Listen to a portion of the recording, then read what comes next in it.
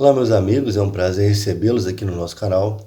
Hoje, para falarmos sobre o livro Guerra e Paz, do escritor russo Lev Tolstói, publicado inicialmente através de periódico entre os anos de 1865 e 1869, e que depois se converteu num dos maiores clássicos da literatura universal. Antes, porém, gostaria de pedir aos amigos que, se ainda não são inscritos, que façam a gentileza de se inscreverem no nosso canal e de nos acompanharem aqui no YouTube. A família do Tolstói fazia parte da antiga nobreza russa. Ele ficou órfão muito cedo e foi criado por tias e por preceptores. Ele chegou a ingressar no ensino superior, cursar universidade, direito e línguas orientais, mas não chegou a concluir. Ele decidiu-se por alistar no exército russo. Ele entrou como cadete, se formou, foi transferido para a região do Cáucaso, onde havia alguns conflitos. Ele chegou a participar desses conflitos, né? Mas ele foi ter de fato experiência militar logo depois que ele foi transferido para a Crimeia, né? Onde ocorreu uma guerra entre Rússia e uma colisão entre Inglaterra e França, né? E outras partes, entre os anos de 1853 e 1856. E lá o Tolstói ele pôde presenciar os horrores da guerra, né? O que influenciou efetivamente na sua forma de ver o mundo, né, na sua forma de entender a guerra, inclusive na influência quando ele escreveu esse romance Guerra e Paz. Mas a partir desse momento ele passa a escrever, ele escreve os contos de Sevastopol, o que garantia ele projeção no ambiente literário, né? Esses contos foram até lidos na corte russa, né, pelo czar. Até o próprio czar tomou conhecimento e elogiou muito a escrita de Tolstói, né? E logo depois ele fez algumas viagens pela Europa e ter contato com outras culturas também foi bastante importante como influência literária, que posteriormente serão visíveis nas suas obras. Ele se casa com uma mulher 16 anos mais nova, a Sófia. Ele vai ter 14 filhos com ela, e a sua esposa, ela vai acompanhá-la até a morte, né? E a sua esposa exercerá uma influência muito grande sobre a sua escrita, inclusive através do hábito de copiar, né, e reescrever os originais do marido, né, do próprio Tolstói. Inclusive, os estudiosos dizem que a Sófia teve bastante influência, especificamente nesse romance Guerra e Paz, né, que ele foi reescrito e recopiado por diversas vezes.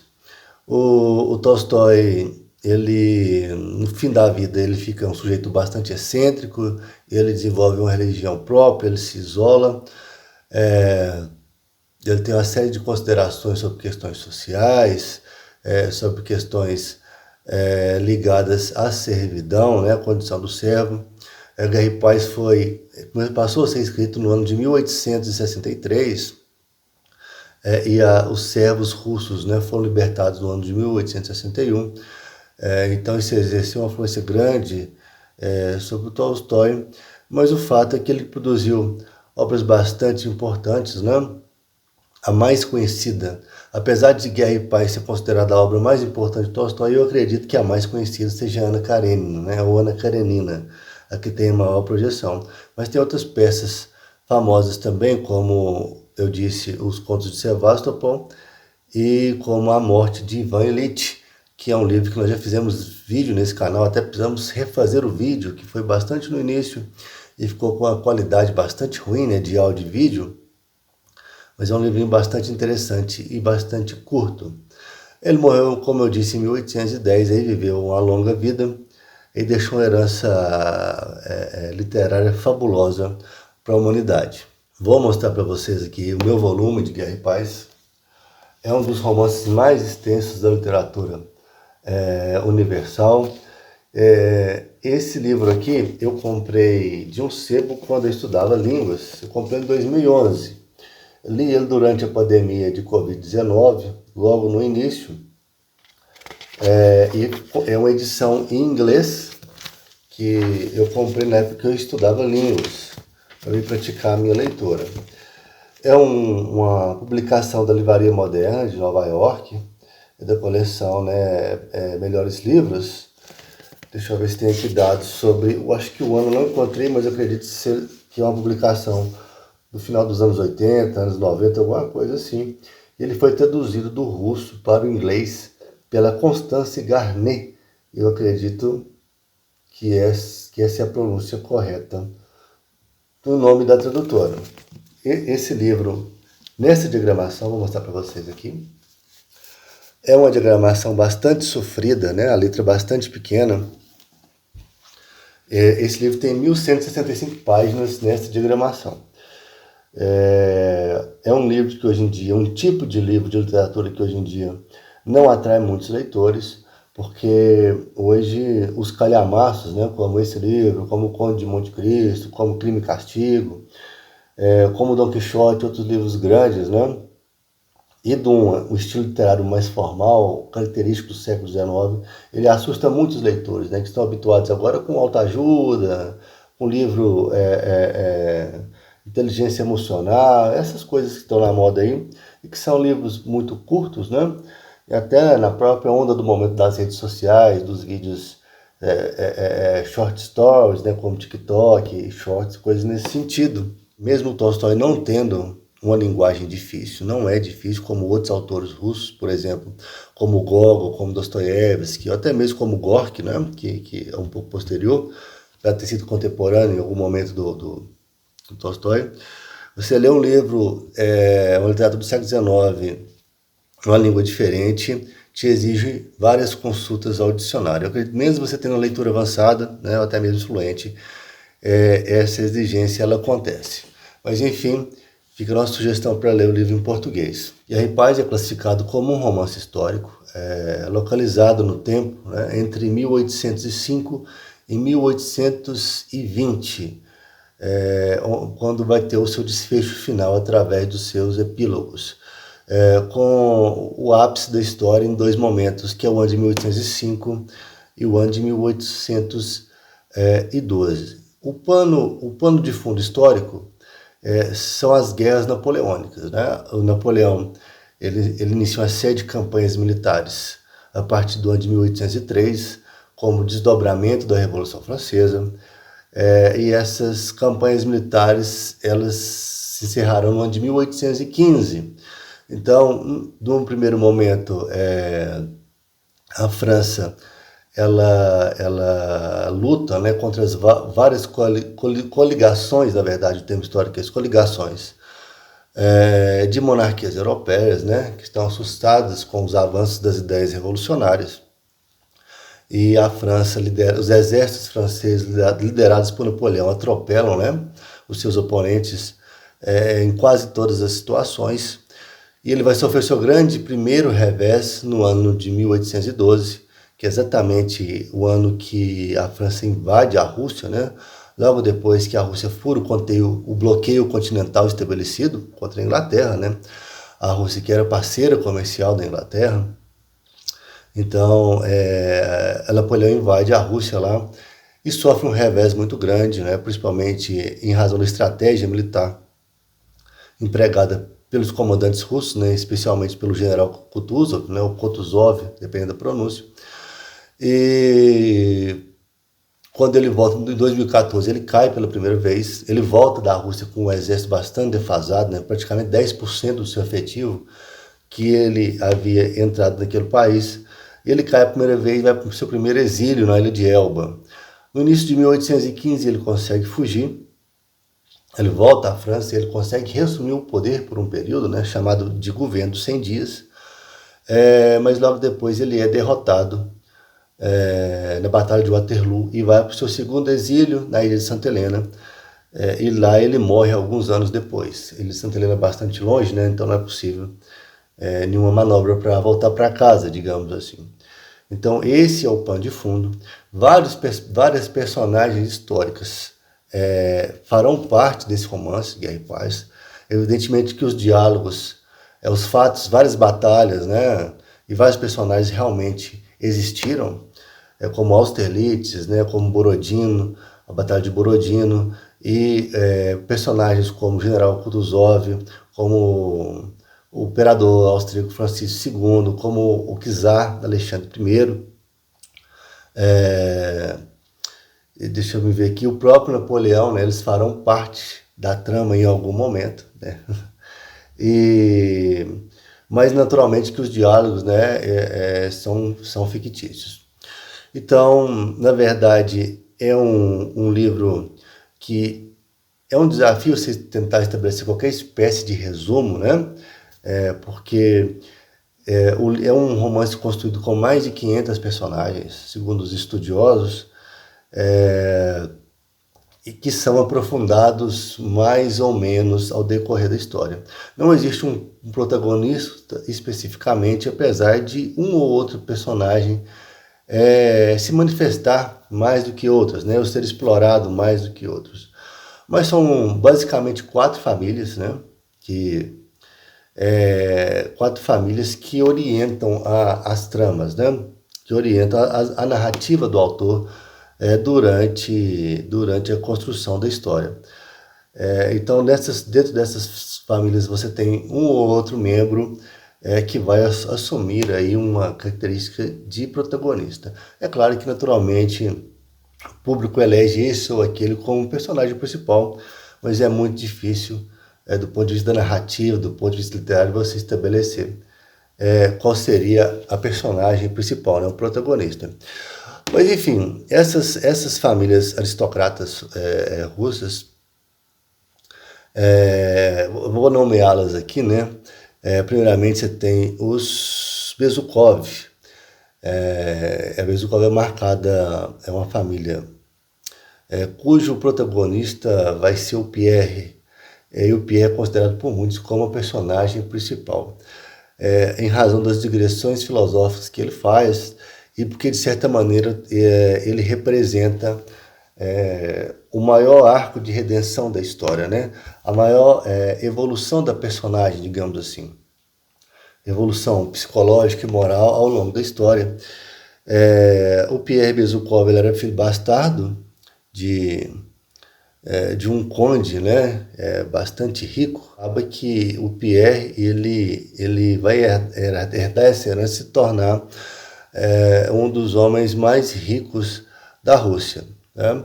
Mas o fato é que no início da trama ele é um jovem pândego, um jovem consequente, um jovem que nós podemos chamar de rebelde sem causa. Ele foi educado sem mãe, né, por preceptores, foi educado na França, e ele chega na Rússia cheio de ideias, inclusive muitas delas simpáticas a Napoleão, né, por exemplo. Mas digamos que ele seria, no início da trama, né, aquele jovem revolucionário que quer mudar o mundo.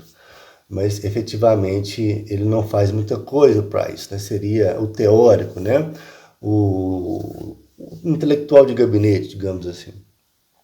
Mas ao longo da trama ele vai sofrer uma transformação, né, em razão dos eventos que acontecerão, em razão de tramas palacianas, em razão de questões afetivas, né, que ele vai desenvolver. Ele se casa com a protagonista, com uma moça, o casamento dele é plenamente infeliz, depois ele se apaixona por outra, e ele em certo momento ele acompanha a guerra e vê o trauma que a guerra produz nos indivíduos, né? E numa análise racional, como que a guerra ela é um evento sem sentido, e ele vai chegar a uma pessoa completamente transformada ao fim da trama, né?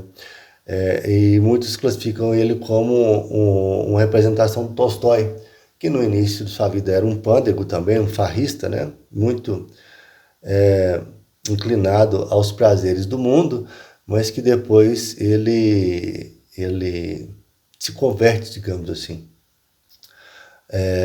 a ideias e questões morais mais elevadas, né? E abandona essa parte carnal, essa parte superficial da vida.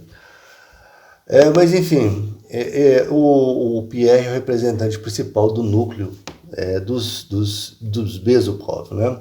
E considerado por muitos como o personagem principal, o personagem mais explorado, porque de fato ela aparece mais vezes que outros. Segundo, nós vamos ter o núcleo dos Bolkonsky, né? Os Bolkonsky é uma família antiga, né? O pai dele é o príncipe pai Nikolai Bolkonsky, né? O príncipe pai. Lembrando que príncipe na Rússia é um título de nobreza semelhante a conde, a duque, alguma coisa nesse sentido, né? Não é o príncipe filho do rei. Então você tem o príncipe Nikolai Bolkonsky, que mora no campo, é um sujeito ligado à antiga nobreza, com contato com a corte, né, do czar, e com generais, influência no exército, coisa desse tipo, que é um sujeito bastante mal-humorado, né, um sujeito bastante excêntrico que vive no campo. E ele tem 2 filhos, um casal, né, sendo um deles o príncipe Andrei, que no meu entendimento é o personagem mais importante da obra, né, mas é uma avaliação pessoal. Não representa a maioria da interpretação a respeito, né, como eu disse. Mas o príncipe Andrei é um sujeito que é um jovem, que ele é casado com uma moça mimada, né, que está grávida do primeiro filho. A moça muito bonita, mas muito desagradável. O que gera, de certo ponto, um comportamento ruim por parte do Andrei, que ele ignora ela muitas vezes, né? Ele é muito impaciente com os pitis que ela dá. Mas o príncipe Andrei, ele é um sujeito muito polido, muito equilibrado, muito consciente da sua posição, dos seus deveres, né? É um sujeito que tem uma inclinação muito positiva, tem uma índole boa. O príncipe Andrei, ele vai servir na guerra, né? Ele vai ser ajudante de campo do general Kutuzov, né? Que é o comandante do exército russo aí durante as campanhas militares da Rússia. E graças à influência do seu pai, né? Como nós dissemos antes, e ele vai ter, digamos assim, também um arco de redenção menor, porque na verdade ele não tem tanto para se redimir, porque na verdade ele tem uma trajetória bastante positiva ao longo da obra, né? Ele participa em um momento ele vai participar da vida social, né? nas cortes, né? Não digo nas cortes, né? Mas nos salões de São Petersburgo e de Moscou, e os salões que têm extremamente impregnados da cultura francesa, né? As pessoas falavam francês, escutavam às vezes músicas, comentavam sobre os mesmos escritores, mas a sua participação é mais marcante, mais contundente. Vai ser em um momento, claro, nessa época, quando ele se apaixona por uma jovem, pela Natasha Rostov, que vai ser objeto de desejo, inclusive, dele entre o Pierre, né? Objeto de disputa amorosa, mas depois, quando ele vai para a guerra, e tem um fim trágico, né? Ele vai morrer em razão do ferimento adquirido durante uma batalha, durante a invasão napoleônica na Rússia, né? Quase chegando em Moscou. Mas enfim, o Andrei, ele tem uma irmã que chama Maria Bolkonsky, que é uma jovem bastante equilibrada, religiosa, culta, inteligente, mas ela é feia. Isso vai representar um ônus para ela ao longo da história. A esposa do Andrei morre e ela vai cuidar do filho do Andrei, recém-nascido, e ela vai ter uma participação mais efetiva no fim da história. Ela cuida do pai, né? O pai morre vítima de um AVC, né? Mas ela é uma espécie de esteio, né? É uma espécie de eixo, de equilíbrio de todos que a cercam. Nós vamos ter aí um terceiro núcleo importante também, que é a família Rostov, que é uma família nobre de Moscou, que está vivendo problemas econômicos, né? E eles têm aí alguns filhos, sendo que alguns deles vão representar um papel bastante importante na obra, como por exemplo a Natasha Rostov, né? Que é uma menina que está florescendo, é uma adolescente por volta dos 15 anos, retratada como uma moça bastante infantil, né? Bastante infantil mesmo. No início ela é descrita como uma criança, depois ela tem uma evolução, né, digamos, para a condição de adolescente, mas a Natasha é tratada como uma moça fútil na maioria do tempo, né? Ela não é uma personagem agradável, como eu não considero ela. Eu acho que, na verdade, ela desperta muito pouca simpatia, em geral, dos leitores. Mas a Natasha, ela, de certa forma, ela é uma garota que representa a inocência, né, da juventude. E ela vai ser objeto de desejo aí de vários rapazes durante o curso da obra, mas ela vai ter um papel bastante importante. Ela vai ter, digamos assim, uma evolução significativa ao longo da obra, né? Ela se compromete em certo ponto com o príncipe Andrei. O príncipe Andrei fica viúvo, como nós dissemos, né? Ele conhece ela nos salões, ele se apaixona por ela. Eles se comprometem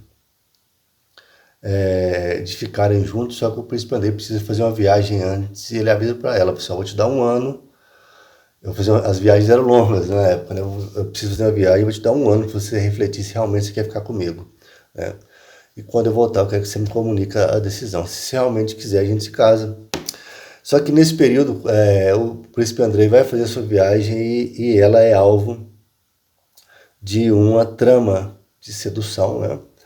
Aquelas tramas de intrigas, de inveja, de sedução. Ela acaba se deixando seduzir parcialmente, né, numa espécie de rapto amoroso que não chega a se concretizar, né?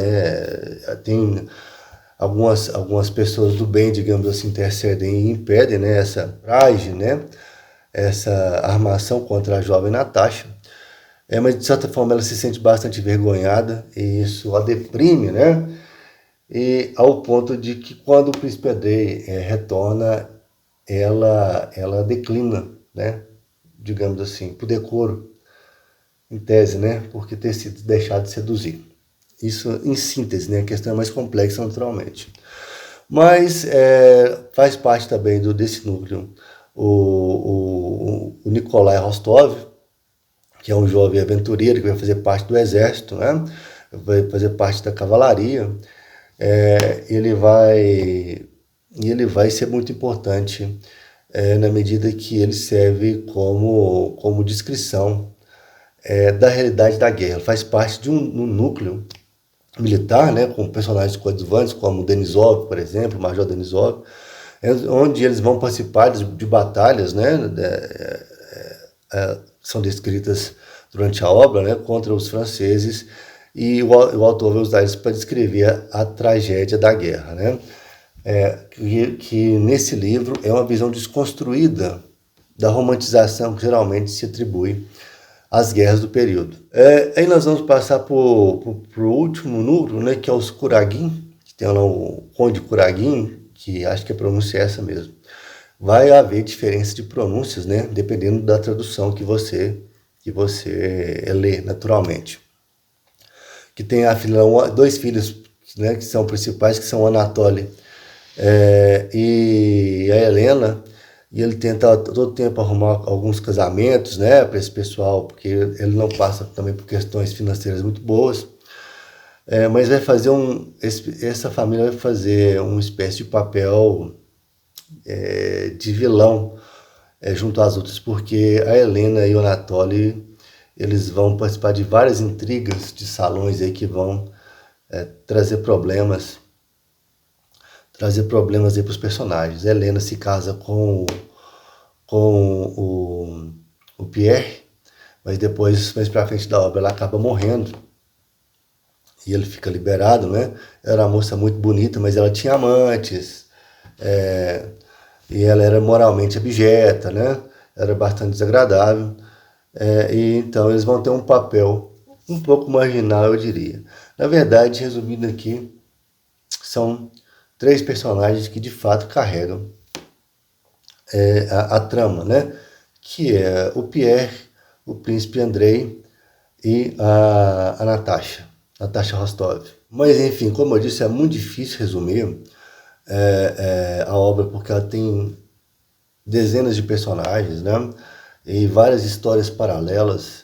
Em vários momentos esses personagens se aproximam, em outros eles se afastam. Mas o fato é que essas 3 personagens que eu disse, no final elas têm uma espécie de encontro, né? No desfecho da obra, em que eles de forma se encontram consigo mesmos, né? E perdoam uns aos outros. Então, Quando Napoleão chega a Moscou, a Rússia ela faz uma política de terra arrasada. Então os russos vêm recuando, né? E vêm destruindo tudo, incendiando e queimando de forma que os franceses não conseguem abastecer e manter suas linhas logísticas, né? E chega o inverno, Napoleão é obrigado a recuar. Enquanto ele vai recuando, o exército russo vai atacando, né? Principalmente com táticas de guerrilha, com emboscadas, os flancos e a retaguarda, de forma que fazem muito estrago, muitas vítimas, e acaba que Napoleão deixa a Rússia aí com 40 mil soldados, sendo que entrou com mais de 400 mil. E mas um pouco antes, quando os franceses inevitavelmente chegariam em Moscou, a cidade é incendiada e as pessoas estão voltando para suas áreas, suas glebas rurais, digamos assim, porque a nobreza que vivia nas cidades, elas tinham propriedades rurais, né? Elas viviam da servidão, basicamente, e do que era produzido das propriedades.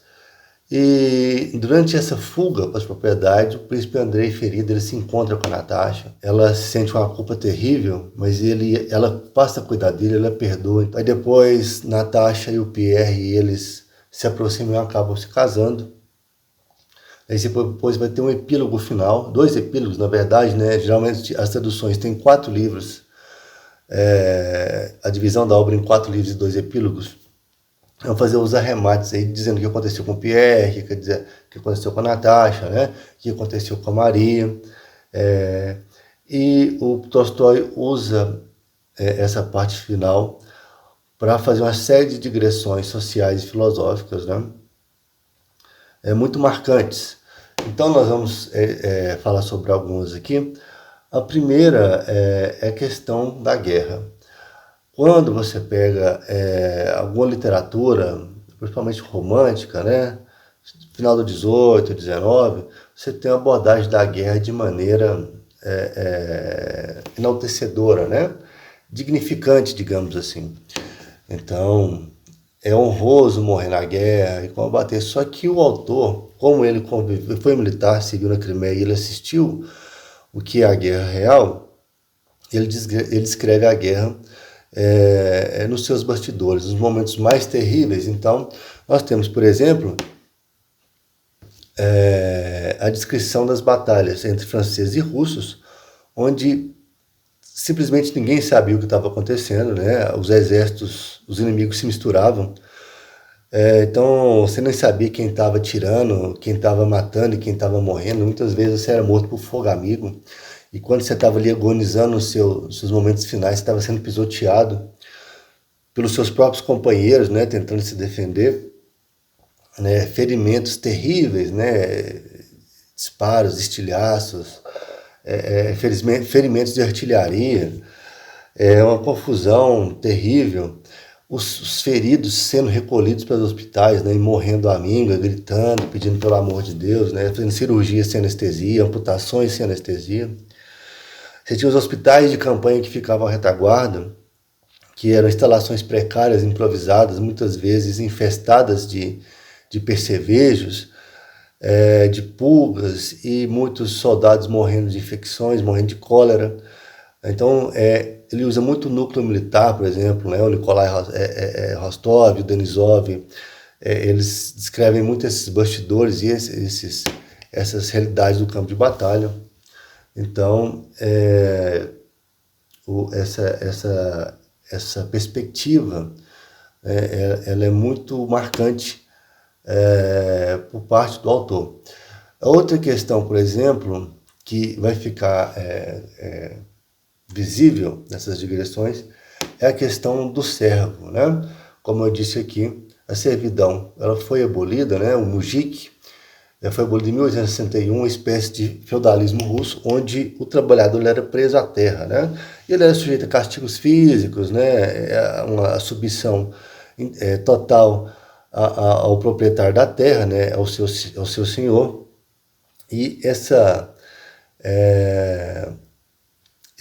a servidão ela acaba em 1861, e a obra é escrita em 1863, né, que ela inicia sua composição e publicada a partir de 1865. Então, o que você vê aqui são colocações através dos personagens das péssimas condições dos trabalhadores rurais, né? Das péssimas condições dos mujiques, das condições de humilhação, de pobreza, né? Indicando que é uma circunstância que necessitava ser alterada. E por último, nós gostaríamos de comentar sobre essas digressões filosóficas, talvez a mais importante, é sobre a questão da marcha da história e do livre-arbítrio. O Tolstói ele coloca no bojo da obra, né, e na parte final, como muitas vezes os indivíduos eles não têm vontade própria, eles não conseguem vencer o curso, o fluxo dos acontecimentos da história, né? Então, como que o indivíduo, mesmo tendo um projeto pessoal para sua vida, ele é refém da contingência, né, da sorte, do acaso. Então, você tem uma vida totalmente organizada e de repente vem uma guerra, né? E o pessoal entra na sua casa, estupra sua esposa e destrói seu imóvel, muitas vezes te mata. Ou como uma intriga que você não espera por ela prejudica a sua vida, né?